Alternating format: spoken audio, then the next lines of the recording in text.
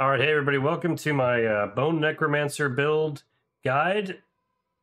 Maybe a Bonemancer, maybe a Romancing the Bone build. I don't know what we're gonna call it. I think I like Romancing the Bone. That sounds pretty good. Anyway, so we're gonna talk about what you're gonna do to make this build work for you, and yeah, that's pretty much it. So let's start off by looking at the basic talents. So as you start leveling, you can basically go kind of in line with most of this. When you start off, you want to have your skeletal warriors and mages. You can keep those up if you need them, but I would say as soon as you get the chance to start ditching them, just go ahead and do that, because the benefits that you get from not having them are actually far outweighing the benefits you get from having them. So we'll look at these. So basically, with your skirmisher, if you sacrifice these, your critical strike chances increase by 5%. Really, critical strike is basically the blood and guts of this build. It's the heart of it, right? You need to have a high amount of critical strike because all of your damage is going to be super amped up by a critical strike. And skeletal mages, same kind of deal. This is actually going to give you more damage against vulnerable things, which everything is going to end up being vulnerable. Just trust me on that. And then as far as golem goes, you want to just make blood and get yourself that 15% damage reduction on this. It's very helpful to have that. It's not really worth sacrificing the golem. Golem actually does a good bit of has a good use for you. You could sacrifice the golem and instead have the corpse explosion if you really wanted to, but I find the golem, especially on higher end stuff, it makes you a lot more tanky this way, as long as you can keep your golem alive, which should not be a problem once you start getting all your skills and talents in the right spot. But let's look at the abilities here. So starting off, you're just going to want to get 3 ranks of bone splinters. You don't have to get 5. If you get some items that give you bone splinters, cool, but 3 out of 5 is all you really need. And then get the enhanced bone splinters so that you get the extra chance to fire off more of them. And then you definitely need the Acolyte's bone splinters, because if you hit something with 3 of them at one time, you're going to get an 8% crit chance, which is huge. You're going to use that pretty much all the time. You want imperfectly balanced, 3 points into that. That's going to give you 18 more essence, but you'll deal, or all your skills are going to use 18% more essence, your core skill, which is Bone Spear, but you're going to get 30% increased damage, which is really, really big. Also, the Unliving Energy, you only take 1 point in that just so you can get to imperfectly balanced. When it comes to Bone Spear, you're going to take as many points of that as you can, because this is our big damage dealer right here. And any kind of equipment that you can get that's going to increase Bone Spear, you definitely want to have that. And then you don't really want Supernatural Bone Spear, and the reason is because you're going to get an aspect which is going to make everything you hit become vulnerable with Bone Spear. So this is a wasted talent, and you're going to instead want Enhanced Bone Spear, so it'll break into 3 shards. And then you want the Paranormal Bone Spear, which will increase the crit chance by 5%. And if the first projectile critically hits, it fires 2 additional bone shards upon it being destroyed, which just means you're going to do a bunch more damage with that. You'll get Hewed Flesh just so that your damage has a chance to create a corpse at the target's location. This is kind of, give or take. It's useful for bosses only, really, and there's only really one use for it, and I'll show you that in a moment. But you'll want to get Blood Mist for your next ability. Blood Mist is going to be pretty much your save your life ability. It makes you immune, and also whenever you cast skill at overpower, it's going to reduce the cooldown, and it leaves behind a corpse every 1 second.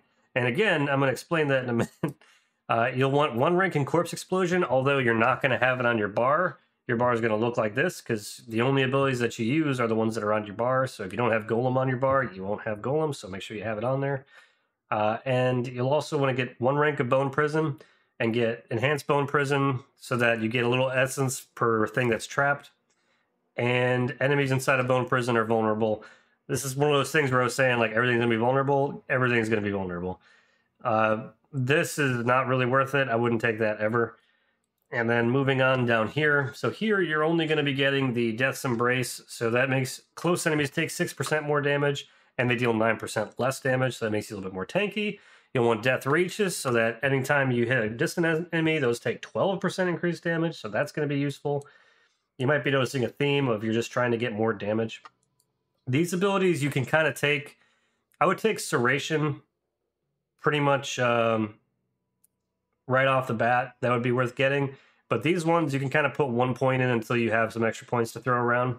But you definitely want these because, you know, you want to reduce the cooldown of things like your ultimate Bone Storm and Bone Prison. You want to get the cooldown of those up as quickly as possible so you can use them frequently.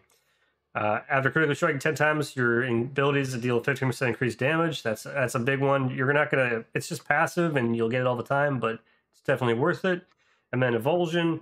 All your bone skills deal 18% critical strike damage to vulnerable enemies. That's another huge one. Things are gonna be vulnerable all the time, so 18% crit damage on them is huge, especially early on in the game.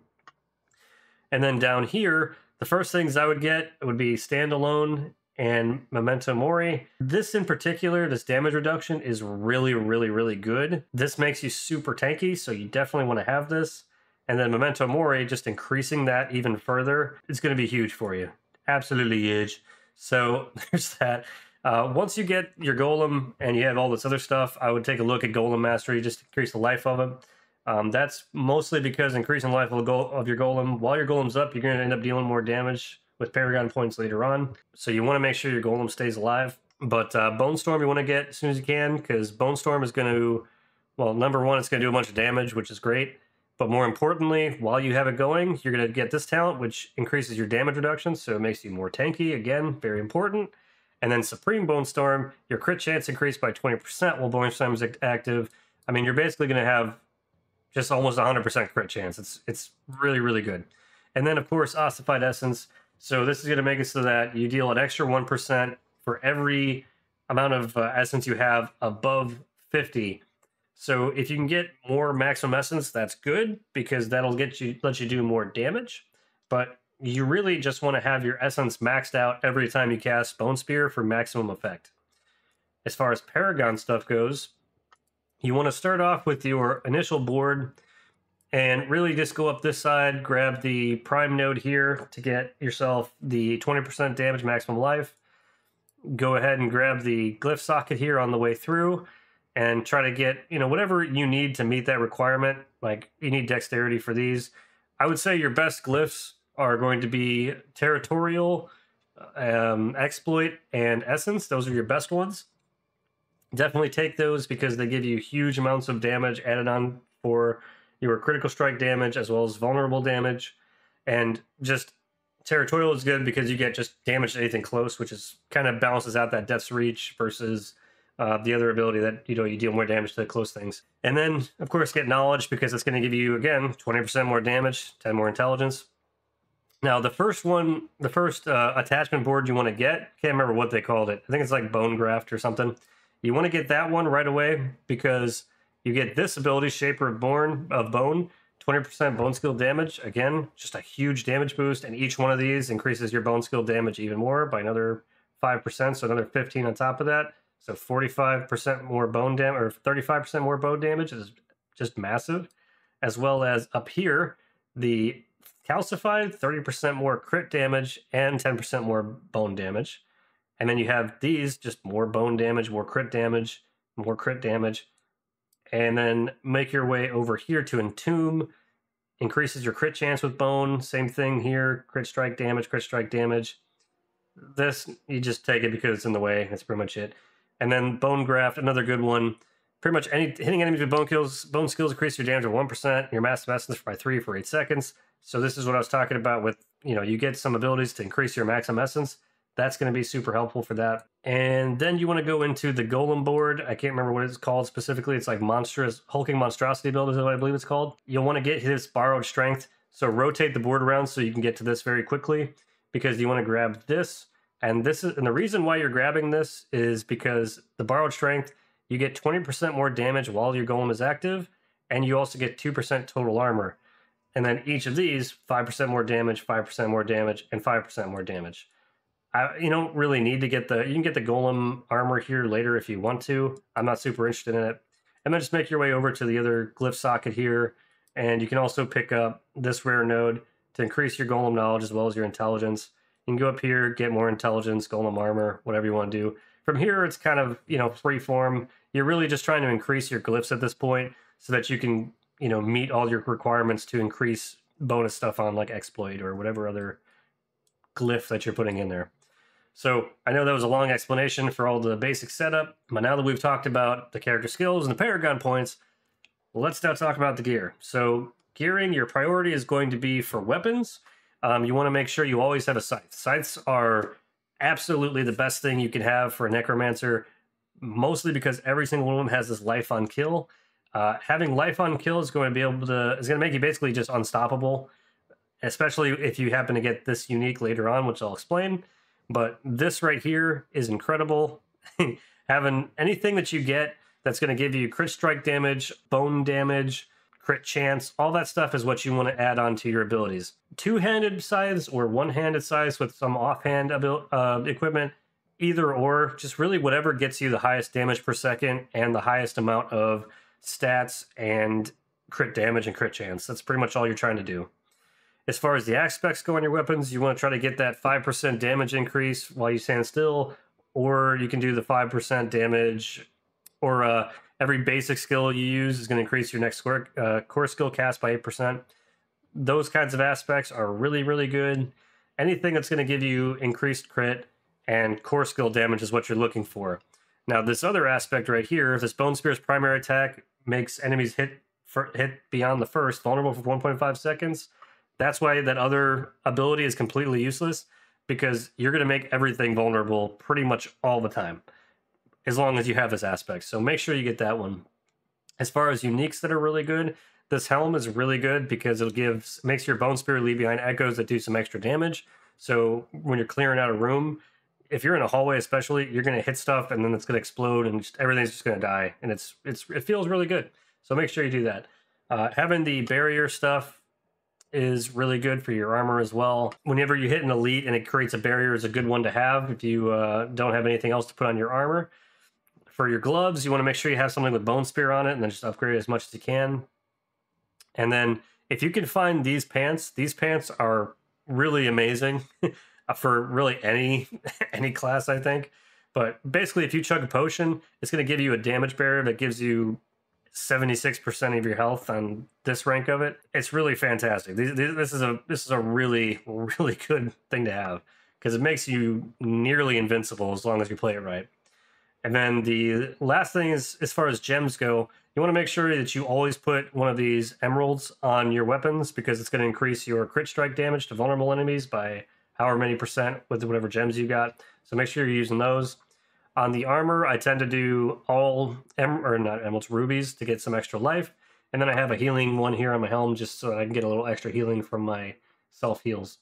I do diamonds on the jewelry because just a flat amount of resistance to whatever elements. If you look through your profile or through your stats and you take a look and see that you're particularly low on any type of resistance, you can actually go through and go, okay, well, I'm a little low on lightning. Maybe I'll just switch one of those diamonds out to a one of these topazes, I believe, and then you'll get some extra lightning resistance. So kind of up to you how you want to do it. I tend to just put the diamonds in there and let everything else kind of fall in around that. But, you know, I could change that for a topaz to even things up if I needed to. So up front, let's talk about really why you would want to play a Bone Necromancer, what the benefits are, what the drawbacks are. And I mean, you'll see basically the biggest strength to Bone Necromancer is just the ability to quickly clear and basically one-shot anything you come across. I mean, it's kind of unmatched in the single target damage arena.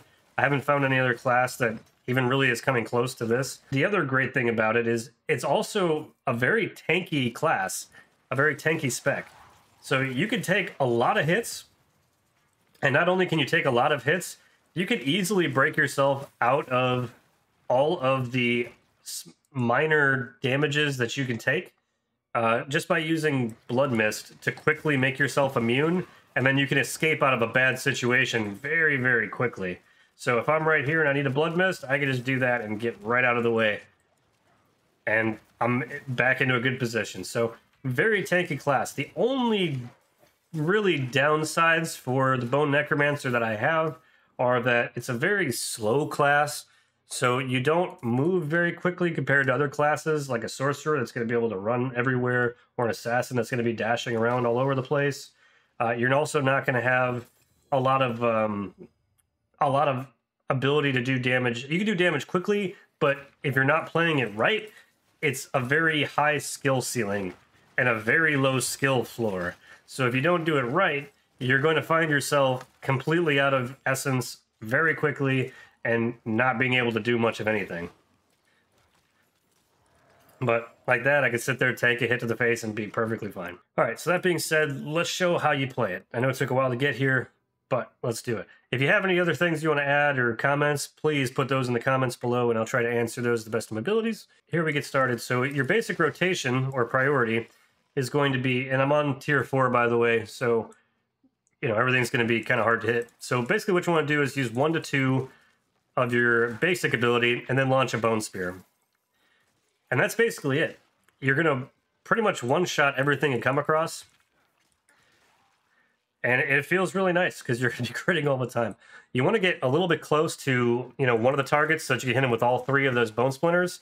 And then you're just throwing a Bone Spear. It's really that simple.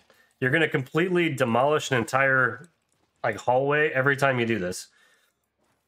Now, when it comes to using your cooldowns, what I typically will do is when I get to some elites, I'm going to use my Bone Prison as well as Bone Storm to get a lot of extra damage in very quickly.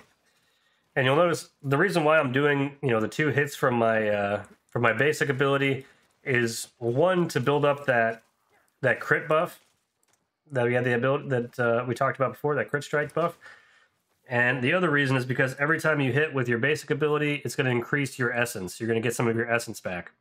So you want to make sure that you continue to hit things and continue to build up your essence, because you don't want to do a Bone Spear without having your essence full, unless, you know, you're like on the last couple hits of a boss or something, then it's not that big of a deal.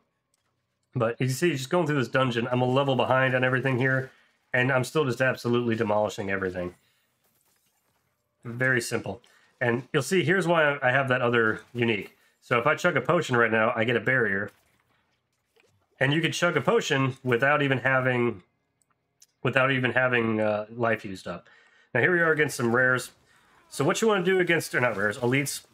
So what you want to do here is use your Bone Spear, use your potions as you need to. When you start getting low, pop Blood Mist. Don't wait to do it, just do it. And yeah, so you're finding that the problem right now is that I've got a lot of those defensive enemies that are inside that bubble. So I gotta just kind of wait and bait them out a little bit. Now, if you want to get the most out of your Bone Spears, the best thing to do is to try and position things against a wall. The reason you want to put them against the wall is fairly simple. So here I've got some kind of defensive damage resist enemy back here. There it is. So then that's taken care of. So if I put this guy up against this wall over here, this is going to be great. You'll see. So I'll hit him with the Bone Shield or Bone Prison, and if I hit the wall, okay, it's hitting his stupid shield. Let me see if I can hit the wall against something. So whenever you hit a wall, you see how it bounces back and does a bunch of extra Bone Spears.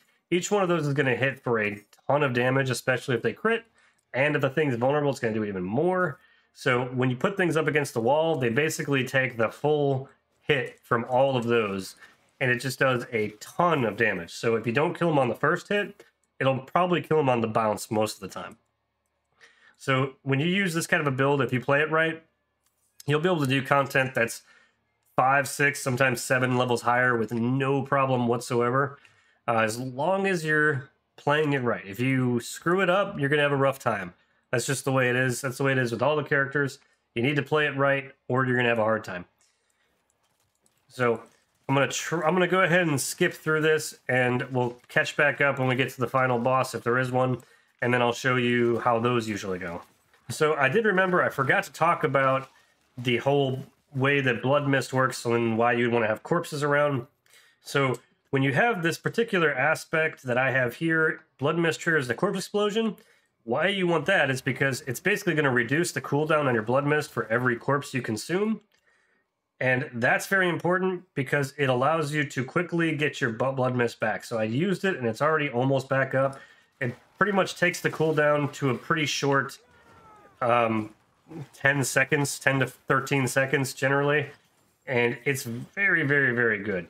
And you're able to do a little bit of damage while you're in Blood Mist form as well, so extremely useful to have. So we're about to go into the boss. I'm going to show you basically how you want to position bosses most of the time, if you can, and how quickly you can take down a boss. Now, this boss is going to be a level higher than me, so, you know, it's not like it shouldn't be easy, but it's going to be. Now, generally what I do is I use a potion, then I use the life well before I go into the boss room, just for that interaction with my legs that I have. But I'm going to go ahead and use my bone prison. Obviously, it's not going to work that well. It's going to teleport out of it. But I'm going to sit here, and I'm just going to throw a few bone spears and basics, and there it is. Done. So, super easy boss kill. I took almost no damage. Was never really in any danger whatsoever. The only thing that slowed me down was positioning in the right spot so I could bounce my bone spears off of, you know, the different walls. And that was it. Very, very easy to do if you get it right. If you screw it up, it's a little bit rough, but you'll still be able to come through. So that's pretty much it. That's the way Bone Necromancer plays. That's the way I've been doing it and been having a great time. I've been having a very easy time with a lot of things. So if you got any questions or comments, things you want to add, maybe you want to know why I did something the way I did, feel free to throw that in the comments. Love to see it. And, you know, like, comment, subscribe. That helps me so much. So much more than you would imagine. I can't do anything great for you, but I can respond, I guess. But thanks for watching. I'll see you in the next one. Until then, try not to die.